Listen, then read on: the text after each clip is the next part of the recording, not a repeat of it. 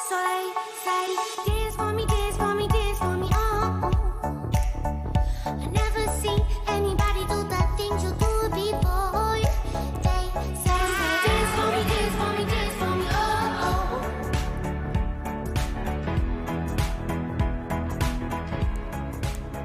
oh. Bonne matinée sur France 3 Provence-Alpes-Côte d'Azur. Bienvenue dans le Loft avec ce matin Frédéric Soulier. Bonjour Frédéric. Bonjour. Et Sophie Gaucher, notre sportive de la mode. Bonjour.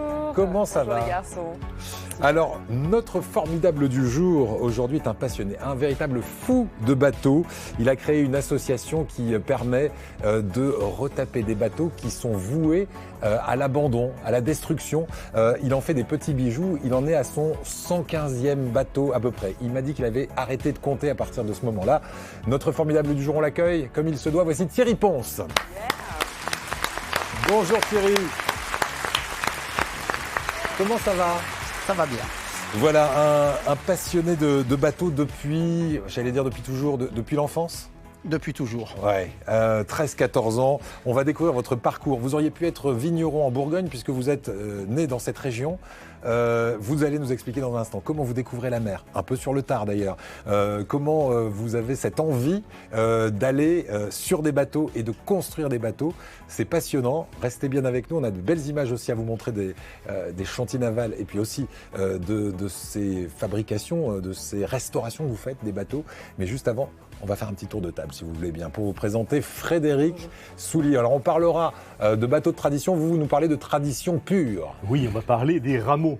Des rameaux, c'est une fête qui va avoir lieu dans quelques jours, mais on va en parler en gastronomie. Voilà, on va se régaler. Je vous fais confiance.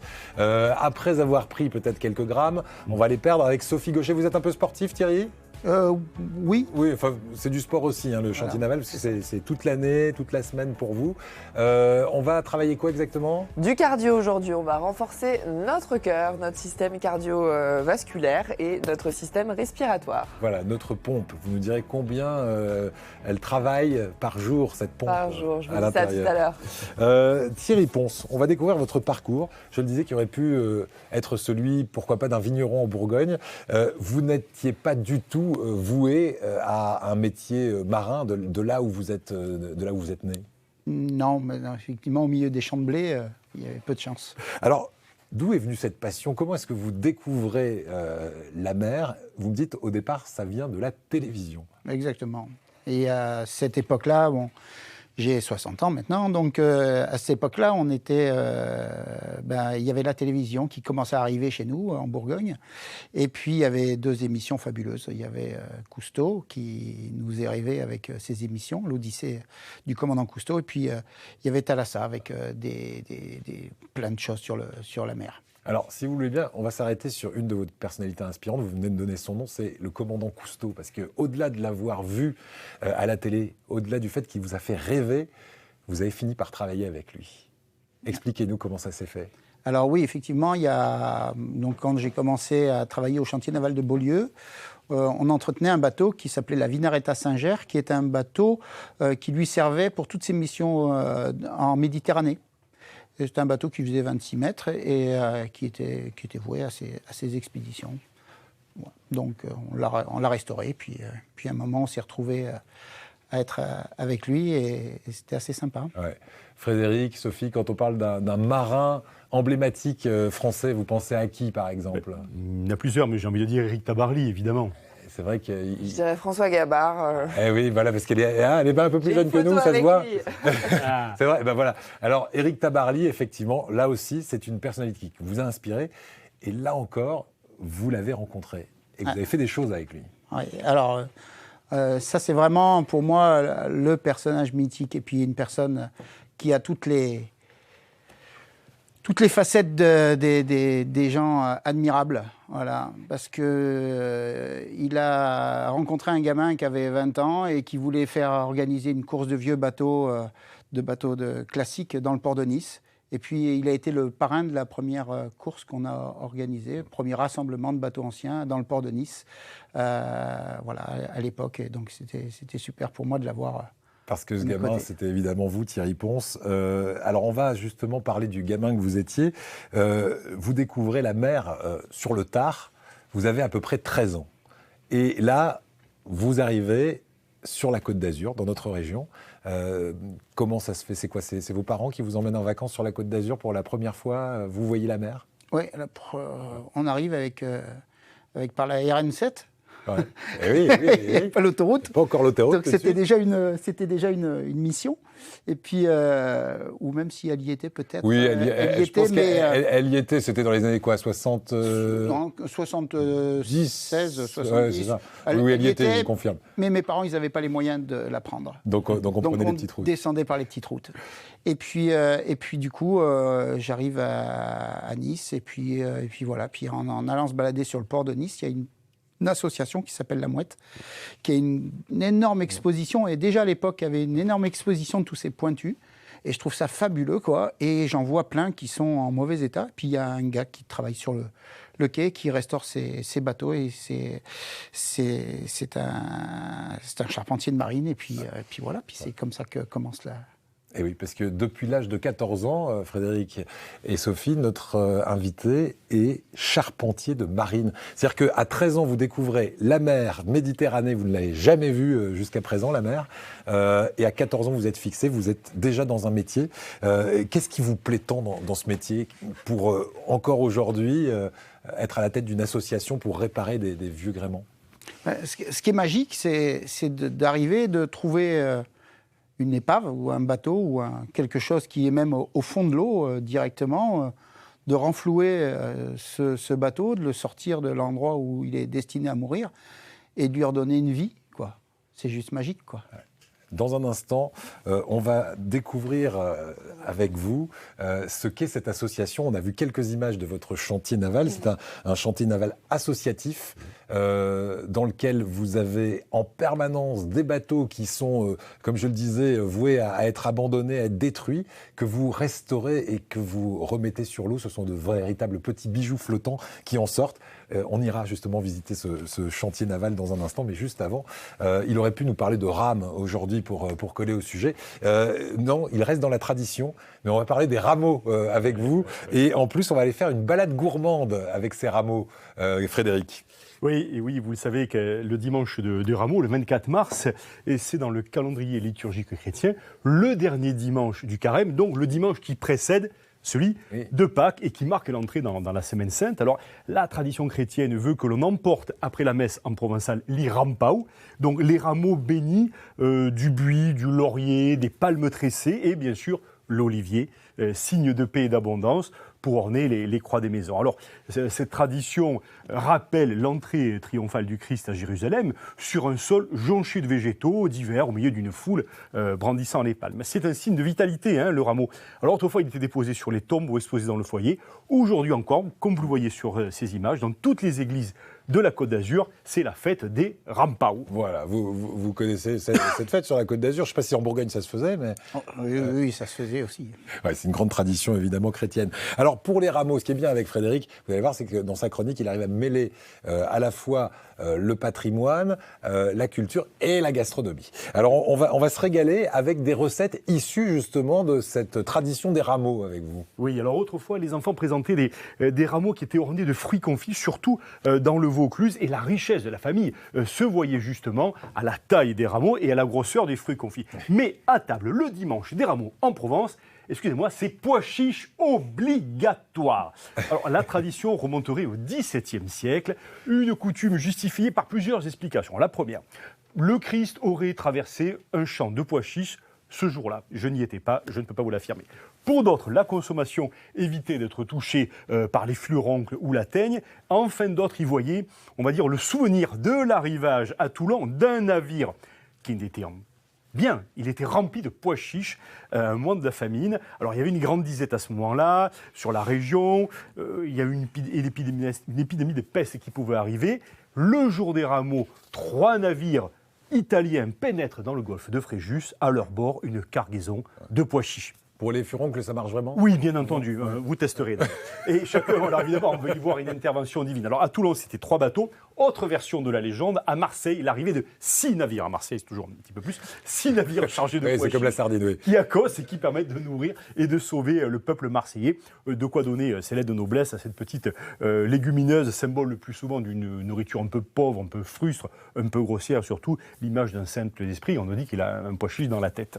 Donc en tout cas, ce qui est le plus important, c'est qu'une salade de pois chiches, c'est toujours bon. Ouais. Mangia, un bon citron, des pichunces punchy, mais un peu d'huile d'olive, un petit oignon frais, vous voyez la petite cébette, ou l'oignon rouge, voilà, le peu d'huile d'olive, juste le sel, le poivre, le bonheur. Alors le bonus pour terminer, évidemment, dans la famille pois chiches, je demande, à Marseille, les panisses, les panisses, et chez nous la soque. à Toulon, Ah oui. Cade, et à Nice, La soque. la soque. Donc faites avec de la farine de pois chiche, de l'eau, un peu frit comme ça, juste à doigts brûlants quand on la mange, on se régale. Un peu de sel, un peu de poivre.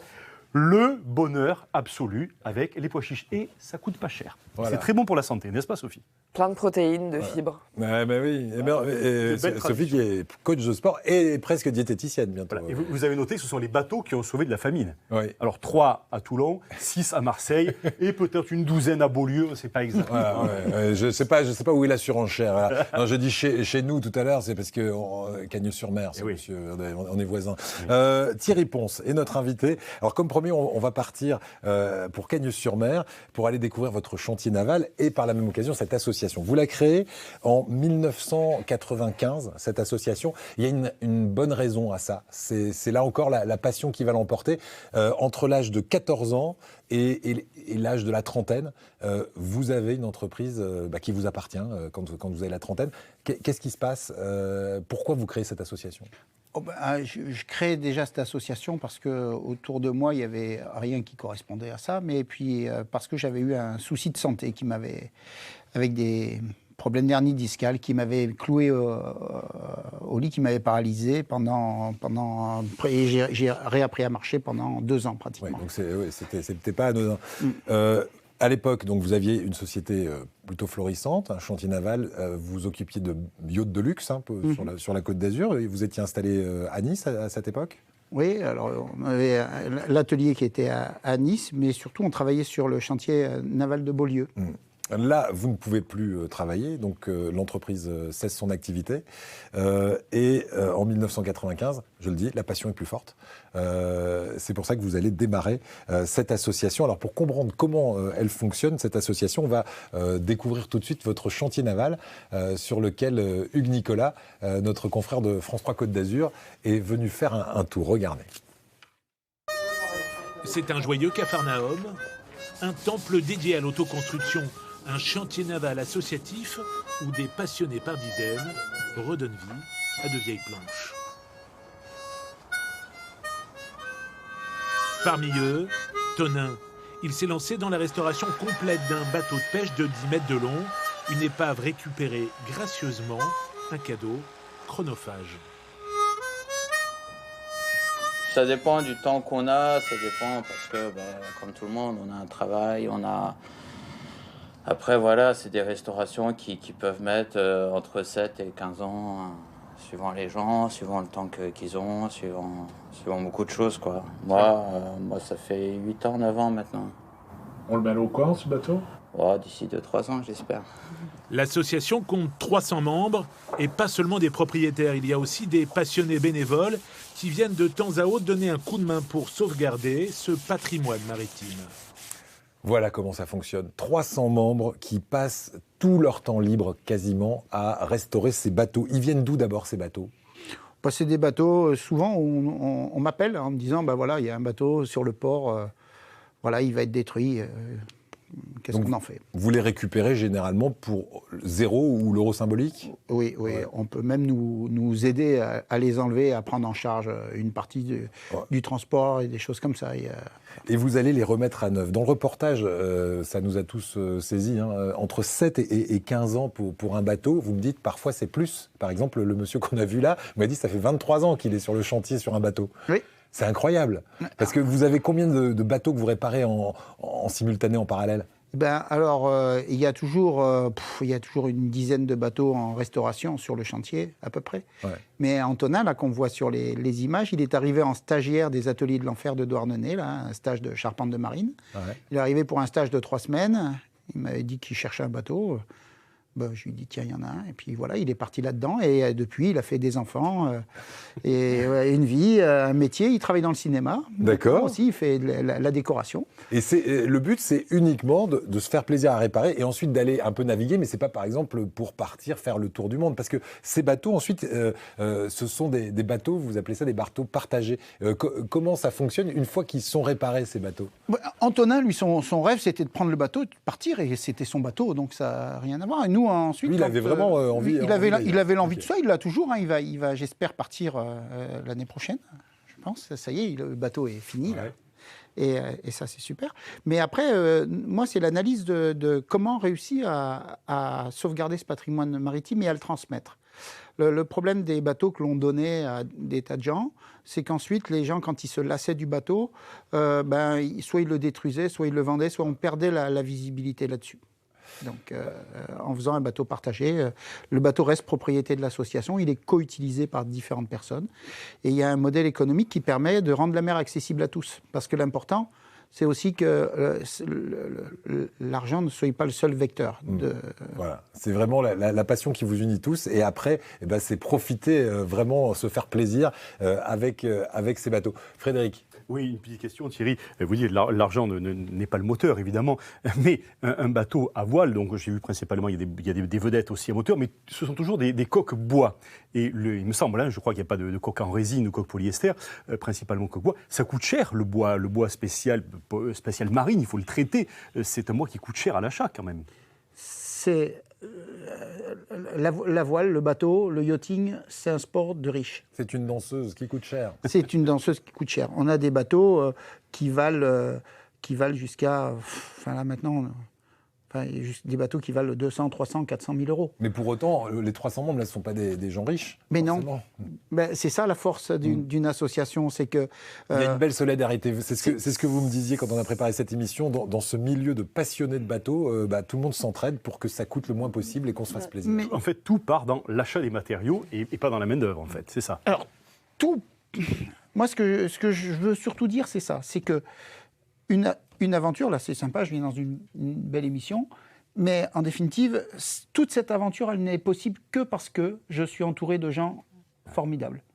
Et ça, c'est vraiment le point crucial.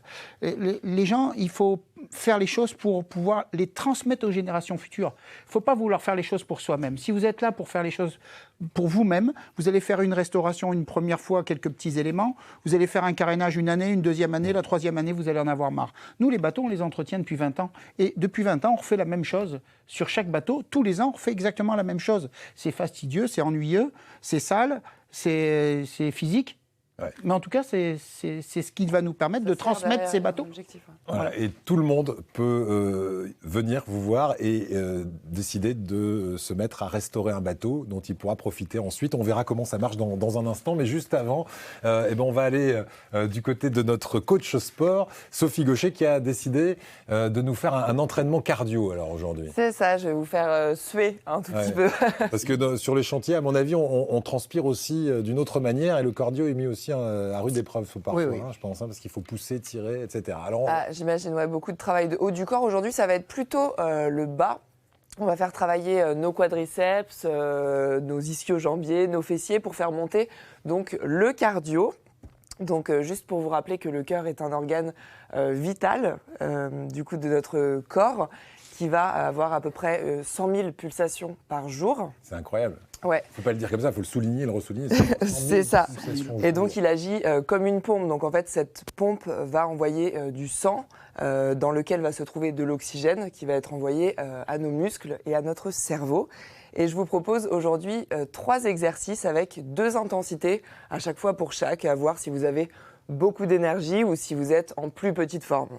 Donc, on va voir ça tout de suite à l'écran. On va commencer par notre squat. Donc ça, c'est la version, disons, petite forme. Mais déjà, on travaille bien les jambes, donc fléchissement des genoux et des hanches. On amène les fessiers vers l'arrière et vers le sol, comme si on s'asseyait sur une petite chaise. Et on va voir juste après la version plus confirmée, avec ici le saut. Donc on presse dans les fessiers, dans les jambes pour ajouter un saut. On enchaîne avec notre patineur. On a un déplacement de poids de corps, droite et gauche. Donc là, c'est la version plus débutant, moins de forme, avec l'assistance du pied à l'arrière. Et ensuite, j'enchaîne déplacement de poids de corps en sautant. Donc là, on va demander beaucoup d'énergie au corps, grosse dépense calorique. Et on termine avec les ouvertures latérales, donc travail des adducteurs qui viennent aussi stabiliser notre bassin. On peut le faire plus ou moins vite et ensuite à nouveau j'ajoute les jumps, voilà, pour faire monter le cardio. Et évidemment, plus on va solliciter cet organe, ce muscle, plus on va le renforcer, plus on va lui permettre d'être plus efficace. Donc vous allez ensuite avoir une fréquence cardiaque, disons, plus basse pour un effort plus intense. Vous allez vous renforcer. Merci beaucoup Sophie. Je voyais Frédéric très intéressé. Vous allez le faire en sortant du studio. Je ne crois pas une seconde. Vous m'avez jamais envoyé vos exercices. Hein. Même pas je le laisse répondre. Hein Thierry, vous en faites du sport. On va voir de quelle manière, parce qu'on a tout à l'heure visité le chantier naval. On va y retourner parce que chacun de ces bateaux a une histoire.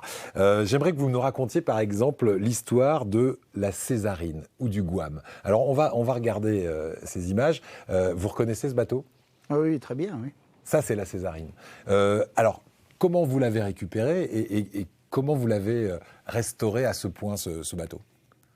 Alors, c'est un bateau qui, pareil, voilà, a eu une petite époque où tout le monde l'entretenait et puis l'aimait. Et puis ensuite, à un moment, le bateau est resté et a été abandonné dans le port du Mouret Rouge à Cannes. Mmh. Et donc voilà, on nous a appelés pour le récupérer. Moi, ce qui m'intéresse dans ce bateau, c'est que c'est un bateau qui est construit à Antibes. C'est un bateau qui est construit dans notre région, dans notre département. Et c'est l'histoire de chez nous. Ouais, c'est ça. On est sur du patrimoine. Ça aussi, Frédéric, tout à l'heure, vous avez visité les mouettes dont on parlait tout à l'heure à Nice. Hein, voilà, ces restaurations de barques niçoises, par exemple. On va avoir peut-être les images du Guam. Là aussi, c'est un bateau, mais d'une taille plus imposante, celui-là. Ça, ce sont des bateaux qui, une fois restaurés, ont un sacré coût. Vous me dites que parfois, un bateau, il peut revenir à 80 000 euros. On l'a vu sur les images tout à l'heure, d'ailleurs. C'est ce bateau qui est un peu plus gros que la Césarine. Alors, c'est surtout des utilisations complètement différentes. Avec le Guam, on est parti avec une flottille de bateaux faire le tour de Corse, la Sardaigne. Donc les gens partent dans l'association. Les membres de l'association peuvent participer à l'entretien du bateau. Ils peuvent bien sûr apporter leur pierre à l'édifice, mais il y a aussi le moment où il faut quand même naviguer. Et pour naviguer, on part dans ce qu'on appelle les caramèdes, à la rencontre des autres associations, des autres acteurs du patrimoine maritime tout autour de la Méditerranée ou en Bretagne. Voilà. Et le Guam, c'est un bateau un peu plus gros. C'est le numéro 1 des Tahiti Ketch. Voilà. Quelle année, par exemple, pour ce bateau ? Alors, 1954, je crois. De mémoire, ça, mais je crois que c'est 1954. Voilà, ça, c'est une voile latine. Donc, mais c'est surtout des bateaux qui ont une histoire et avec notre région. Voilà. On va terminer avec des images du Jackie Mireille, parce que ce que vous faites aussi, c'est que vous avez tendance à amener ces bateaux du 19e, du 20e, dans le 21e siècle, de façon très écologique. Comment vous les réparez, ces bateaux à moteur, parfois ? Alors là, c'est un bateau. Bon, là, pour moi, ça a été un coup de cœur, non seulement pour le bateau, mais aussi pour la personne qui l'avait fait construire. C'est Piero Votero, qui est au Goude, qui est pêcheur des Goudes. Ouais. Ce bateau, voilà, on l'a récupéré dans cet état-là. Et c'est Piero qui m'appelle en me disant, voilà, j'ai vendu ce bateau il y a quelques années à quelqu'un. Le bateau, il est en train de mourir. Il faut faire quelque chose. Mon bateau, il va être découpé. C'est toute ma vie. Il y a passé 45 ans à travailler dessus. Et donc, fais quelque chose. Donc, voilà. Donc, on a récupéré le bateau. On l'a ramené au chantier. On l'a restauré. Et puis, il avait un énorme moteur dedans. Et le problème de ce bateau, c'est qu'il y avait énormément de bruit dessus. Et quand les gens descendaient du bateau, c'était c'est bien quand le moteur s'arrête. Voilà. Et donc, du coup, le côté écologique, il est aussi sur un coût d'utilisation. Pour pouvoir transmettre ces bateaux, il faut leur transmettre une façon de pouvoir être utilisés au quotidien. Et donc, on transforme aussi parfois des moteurs au fioul en moteurs électriques. C'est ce que je voulais dire. Pour terminer, si certaines personnes nous regardent, vous êtes à Cagnes-sur-Mer, dans le quartier des Campanettes, on peut venir vous voir et vous dire, voilà, est-ce que je peux me joindre à vous et tout le monde est le bienvenu? Alors, tout le monde est le bienvenu, c'est le principe. Parce qu'on peut être un bricoleur du dimanche et apprendre grâce à votre expertise. Merci beaucoup Thierry, bravo pour ce que vous faites avec cette association. Pour se quitter, un coin de paradis, tiens, on vous emmène à l'île Saint-Honorat. Alors, il y a juste une petite histoire qu'on va raconter. Les moines de l'île de Saint-Honorat ont hébergé l'association dans les années 90, c'est vrai ? Ah, ça a été vraiment quelque chose de fantastique puisque les moines nous prêtaient une maison une fois par mois avec les gens de l'association, les enfants, les parents. Nos actions sont souvent parents-enfants. C'est la famille. Voilà, transmettre, c'est déjà aller sur la famille. Voilà, et quand vous venez en bateau du côté de l'île, les moines sont là pour vous accueillir à nouveau. Merci en tout cas à vous Thierry et bravo pour cette association Aventure Pluriel. Allez sur Internet, vous allez trouver l'adresse si vous avez envie de vous rapprocher de cette association. Elle vaut vraiment le coup. Thierry, bravo pour ça. Et nous, on se retrouve demain, ou plutôt demain, on échange nos places avec Fred Soulier qui présentera ici une émission avec Miss Ogine. C'est une humoriste marseillaise qui monte. Amusez-vous bien, Fred. À demain. Merci à vous, Thierry. Au revoir, merci. Salut Sophie. À demain, 10h10.